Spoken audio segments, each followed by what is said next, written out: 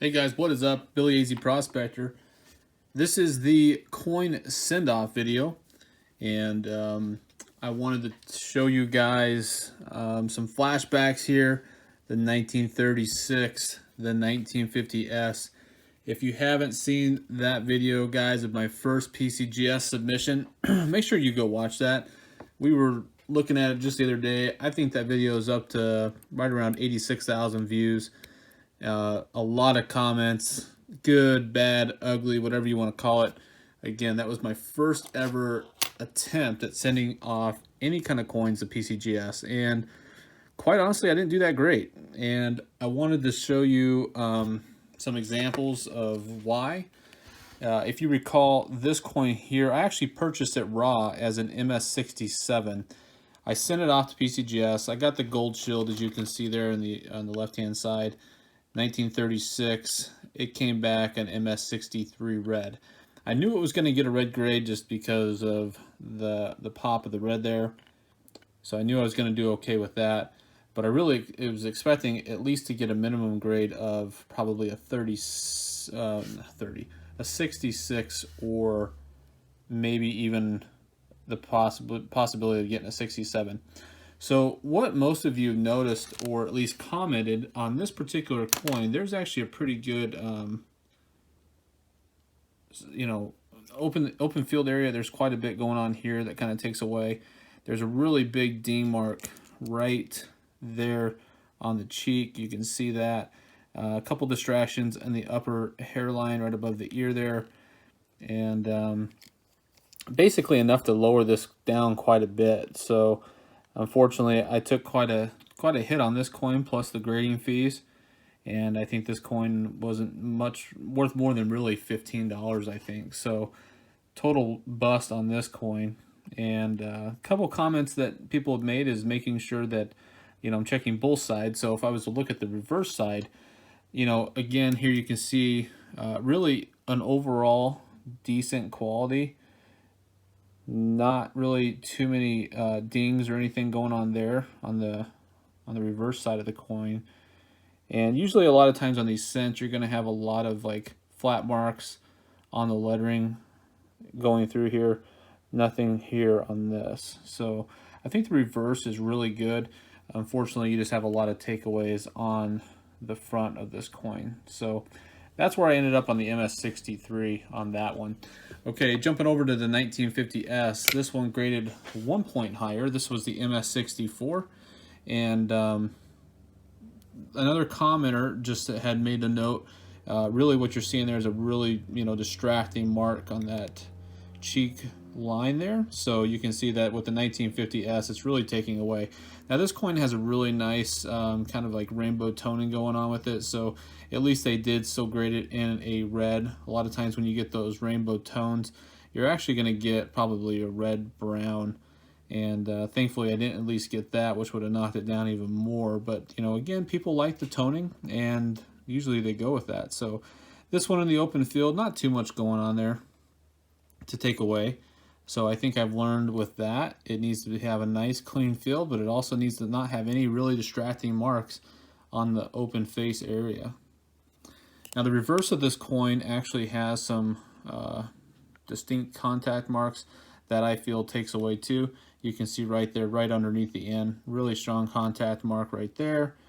There you can see what I was talking about. A lot of times in the bigger lettering, you can see kind of like a smash depression mark.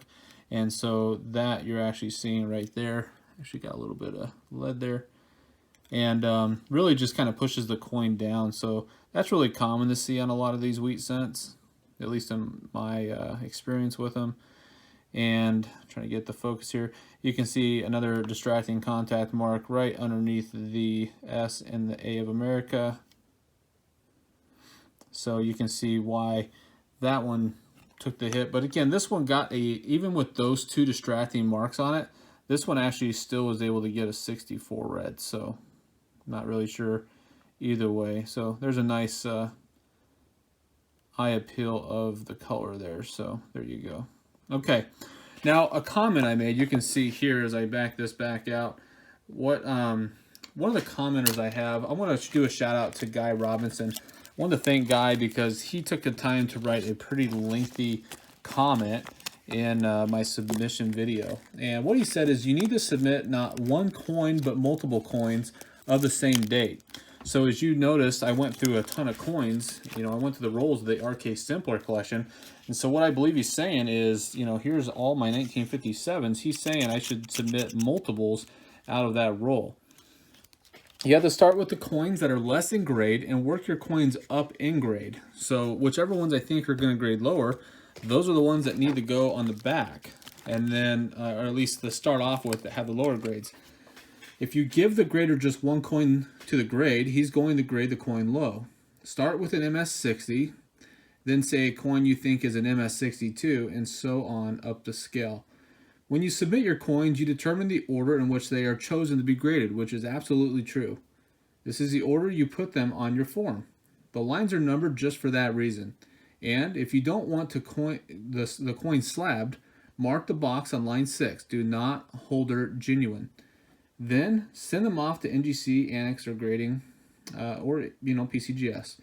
Annex is only a fraction of the cost, then do a crossover to PCGS. That's an interesting approach.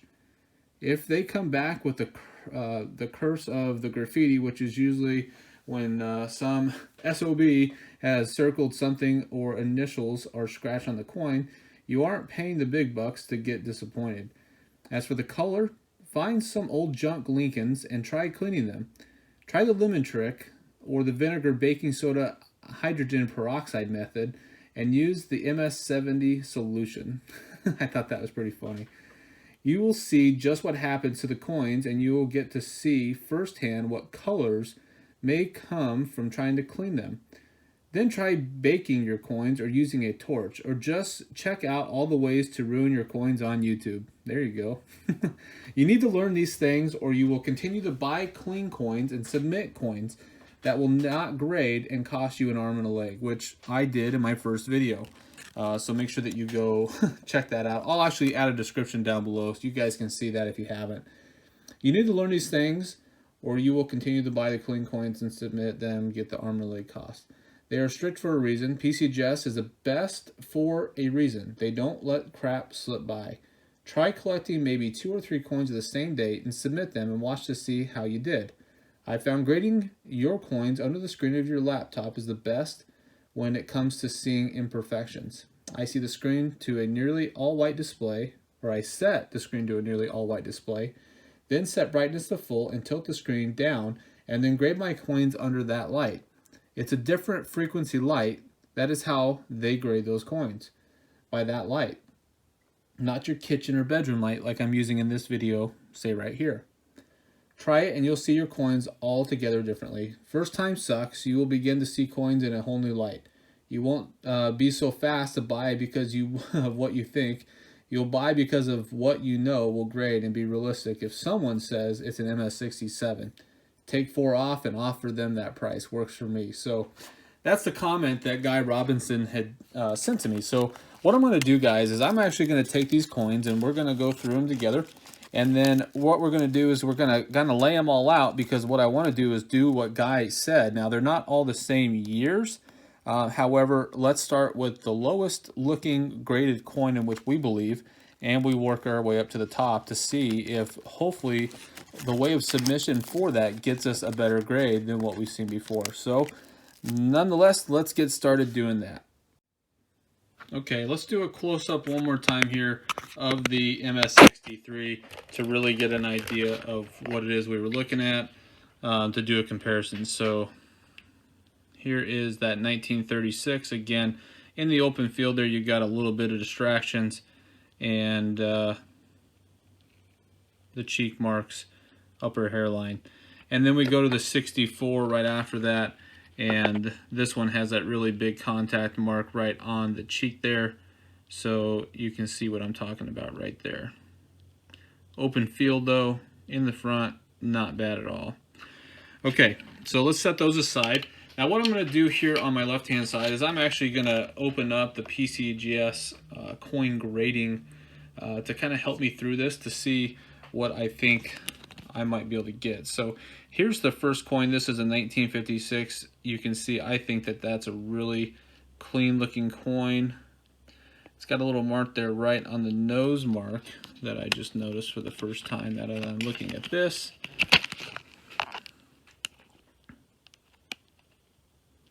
So you can see that that's kind of a distraction as I turn this coin, just to show you what I'm looking at here, as right there on the nose. That's a little bit of a distracting mark. It picks up on the light as I turn the coin, so that may take away from that. And as I flip this coin, what's going on in the back?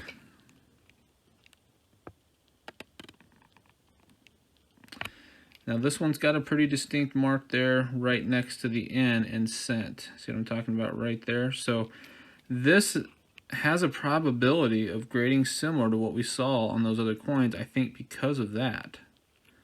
You know, it could be between a 62 to 65, I think, just because of that. Other than that, really clean coin. Bear with me one second, guys, while I get this PCGS price guide up here. Okay, back with you guys. I'm going to go ahead and set this one down as potentially an MS64 just to start this off. So I'm going to go ahead and put that one right here to start 64. And I'm going to make myself a small little note just underneath there so I know that I'm thinking that might be 64. Now, again, keep in mind, I'm going after 66 and higher. That's the hopes with this. So here's the next one. Another, this is a 1956D. It's kind of, you know, again, I got them in these flips that you have to submit the coin in, so just want to take a look and see what this one might bring here. This one's relatively clean. It's got a little bit of a contact mark on the ear.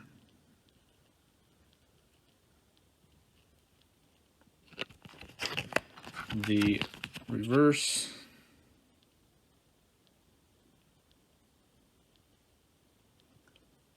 I think it looks relatively clean, so I'm going to go ahead and probably sit this one. I'm going to go ahead and attempt this one, the 1956. I think this one's going to be potentially a 65. Again, I need to see what I'm doing here to understand if I'm getting any better with this whole grading thing.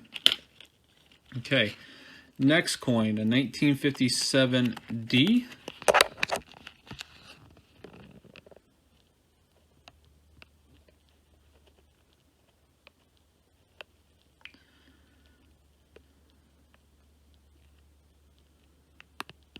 That one has kind of a nick on the nose as well.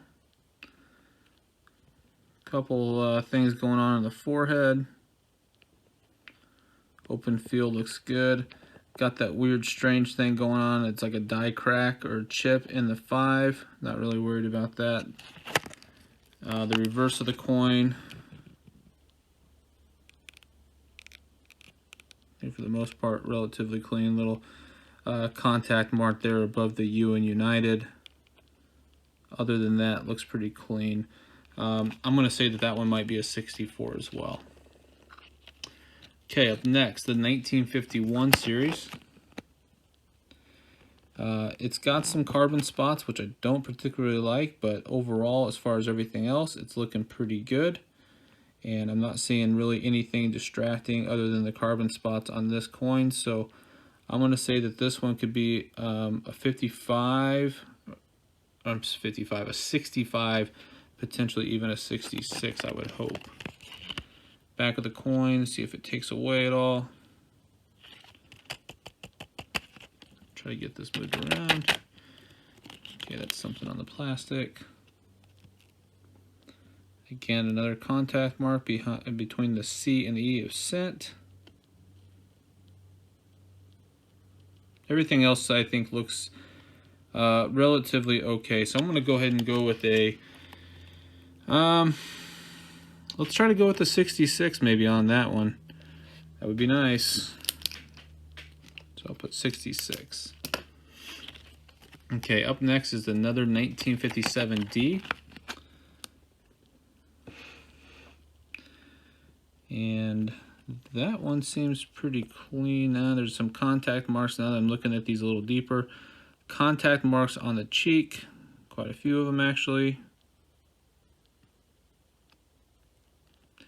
And because of those contact marks on the cheek, again, what we just saw, everything else is looking really clean, but I think that it's going to take away from the grade because of the distracting marks on the cheek, and that's what I think that they knocked me down on those other grades when I submitted them. So I think this is maybe like a 64 again. So maybe even a 63 because there's so many contact marks and there's even more on the back there. So I'm going to go ahead and say that this one might come back a 63 just based on what I learned with those other ones. So not at all what I want, but that's kind of the reality that I think I'm dealing with here. Okay. Now I have 8 submission certificates, but I'm going to go ahead and send off a few more just so I can kind of try to get a better idea of this whole grading thing. Now, this one does have a die crack in the between the B and the E at Liberty.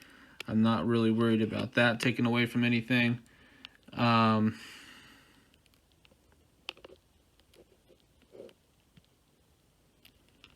This one doesn't appear to have too many other things going on with it, so I think this one looks pretty good. Looking at the photo grade here next to me, man, 65's almost got to be pretty flawless too. And this one, to me, is actually looking pretty good. So I might even go ahead and just try to throw this one down as a 65. Let's see what that one might come back at. Okay. Up next, I've got a 1956D again.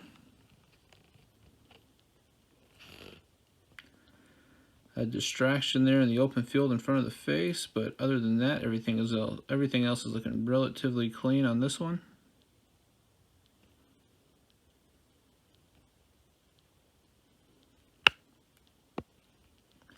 Make sure you guys are leaving comments below. Let me know what you guys are thinking about these as I'm kind of doing my assessment. Let me know what you think these might be grading. Okay, and on the back side, I think this one's really clean. So, and there's a little contact mark next to the T there that might take away. I'm going to go ahead and throw this one down as a 66 as well. Up next, we got another, this is a 55S. There's some scratches on that plastic there, so I'm trying to move the coin once again. I think this coin is pretty clean too. I'm going to probably throw this one down in a 66 as well. Again, when I was looking at these guys, we were really looking for the S triple stamp on the mint mark, but we didn't get anything like I was hoping. This one on the left ear, the wheat ear there on the left, it's got a die crack or chip on it as well. You can see the blob there, but everything else looks okay. I don't think that that takes away from what this coin will grade, so we'll see. I'm going to go ahead and throw that one down as a 66 too for high hopes. Next one again, we got another 55S. This one too is really clean. I'm going to throw this one most likely down in a 66 as well, with the high hopes that it comes back even better than I think and get me a 67. I think that's a nice clean coin. High hopes, guys, high hopes. Next is the 56D.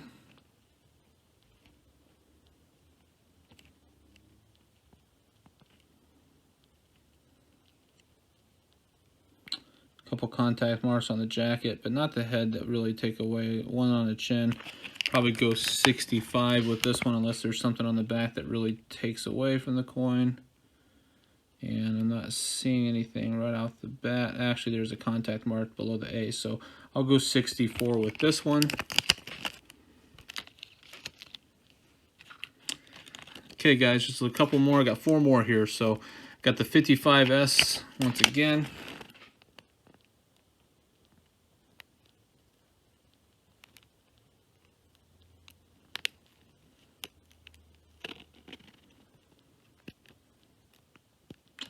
This one's got some distractions behind the head. I think this one potentially is going to pull a lower grade. Probably, I would say that this one might pull a 64 just because of the distraction behind the hair there. Same thing on the back. So this might even actually end up a 63, guys.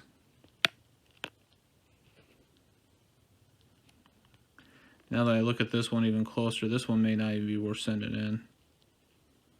and I think I'm going to go ahead and skip that. So I'm going to skip this one. I see enough things going on, particularly in the backside. What I'm seeing here that lead me to do this is I see some stuff going on here where it's flattened out. Got a lot of mess going on up here in this area. A little bit of things going on all down here. It doesn't look as good as I thought it did when I was putting these in 2x2s. Similar to this one here. I wasn't even going to show you this one, but this is another 55, and this one's really got a lot of messiness going on in the open field, so decided to take that one out too. So 55D. Okay, so won't waste my money on that one. See you guys, I'm already doing better. Okay, 58. One heavy contact mark on the collar of the jacket. A little teardrop coming out of the right eye. Yeah, this one's looking a little rough. I'm going to probably throw this one under 60, 63. Distraction carbon, dang it. But I'm doing this to see what I'm doing. Okay, the steel pennies, guys, the 1943S. It's got some different color going on, but I think relatively clean coin overall. And on the back,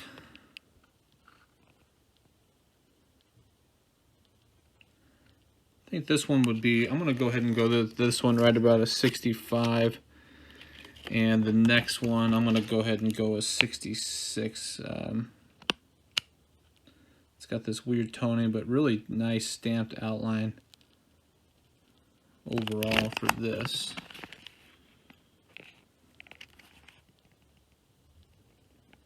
So I'm going to go 66 with that guy. So there you have it. Jump back over and I'll just kind of give you the rundown. So I think I have two coins that are going to be right around MS63. That's these ones right here. It looks like I've got 3 coins in a 64, 3 coins in a 65, and then 2, 3, 4, 5 coins I have high hopes for in a 66. So let me know what you guys think. Make sure that you guys get over to the PCGS photo grade just to kind of see some comparisons of what you're thinking here. And then as we were trying to go through and work our way up to an MS66, 67 would just blow my mind. I really don't think I'm going to get something like that, but definitely I'm hoping for 66s because that's what I'm trying to put together in this series of this set registry that I'm putting together for the wheat pennies. So, all right, I went ahead and decided I'd show you how these coins get sent off. So a lot of you had questions in regards to that. So what they'll do is they ask you to kind of put together your coins in these Mylar flaps. They're 2.5 by 2.5. You can get those from the PCGS website. You can order those, or I think you can even get them off of Amazon like it says right there. Really what you're doing though, in regards to the lines, you're gonna fill out your description of the coin, and as you do so, it's gonna put them in sequence here. As far as like line 1, 2, 3, 4, 5, and that can get up to about like 17 different lines. You'll have the description of the coin that you're sending off, and then you can list additional services, declare their value. I think I made a mistake here last time because it takes into consideration the calculation for your shipping cost when you go to mail this off based on the declaration of the coin. And because my coins came back not graded as high as I thought, I over-declared the value of the coins. Therefore, the total cost for me to ship them were a lot higher. So I know I haven't paid more than $4 per coin, so that's what I valued each coin at in case something happens. So, and you can see here, I won't get to where it shows my addresses or anything like that, but I'm requesting service group Gold Shield grading. I will accept genuine with details. U.S. Gold Shield holder, regular 15-day estimated turnaround, business days, $2,500 max value per coin, and return shipping is insured shipping. So that's what you got to do. You'll put them in those holders, and then you want to have them in the same sequence. So basically, I have them through the list here, and I have all the coins in there in the Mylar flap, and so they're not bouncing around. I went ahead and I just stuck a rubber band on there. I hope they're okay with that. I don't know. And then basically you have to send in your copies of everything else. So it's basically the same papers. So you send that off. You put that in your box here, put that in there, and mail that off. Now the only thing is PCGS does require you to mail off registered mail. It's one of the most expensive options for mailing, but it is what they require you to send off when you ship it. And then the post office place, when you go in, they'll actually tape every single corner and then stamp every corner just to ensure that no tampering occurred when you send the coin off. So as you can see here, there was 3 coins that I decided not to send off. That was that 1955D, this 1958, as we were looking for those double dies, and just because I don't want to touch this anyways, let's see, the other 1955S. So I went ahead and didn't send off those 3 just because I didn't think they were worth sending off and paying roughly $40 a coin to have graded, I think is what it was. So anyways, guys, I hope you liked the end of this video, just because I had enough questions as far as how you send those off, and that's just a little folded box and mail it off. So anyways, guys, wish me luck. I hope you enjoyed this, and I will see you on the unveiling of this send-off. Catch you later.